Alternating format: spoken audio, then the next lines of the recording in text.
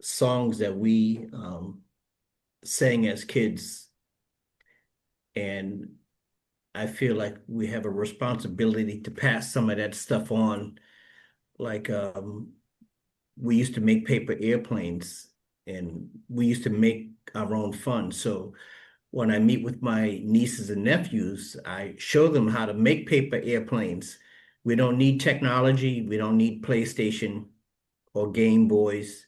We can make a paper airplane and just have fun with that. So my nephew, who's 8 years old, he taught me something. He created a game with a paper airplane. And I said, well, that's a lot of fun. 'Cause we're all in the house. It's raining out. We can't go out. And we're going to make something with our hands and we're going to have some fun. So after that, we um we created a clubhouse where we took the kitchen table and we put a sheet over it and we climbed under the table.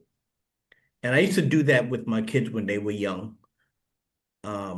Sometimes you have a flashlight and it just had a feeling of exclusivity where this is the clubhouse. Because when I was a kid, anytime the neighbors got a new refrigerator, washing machine, that big box was our clubhouse for 2 weeks until the rain flattened it. But we would cut a door inside, and we were tiny little kids at that time. We would just climb in and out and have fun. And we had the cookie club where you couldn't get in unless you bought some cookies. So it was that old school type of fun where you make up your own fun, you have games and things that you do with your hands. Um, when my kids were 6 and 7, I took them into the bathroom and I turned the lights off. And I had one on the left and one on the right, and you couldn't see in the dark.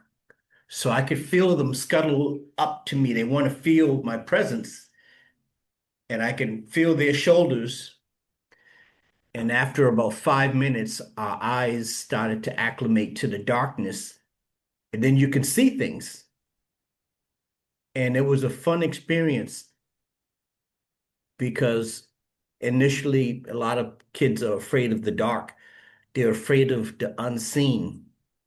But when you sit in the darkness, you start to see things that you wouldn't normally see. So that became a game for us. What do you see? And some of it was imaginary, and some of it was things that they've never noticed before, but it helped to shape their perspective.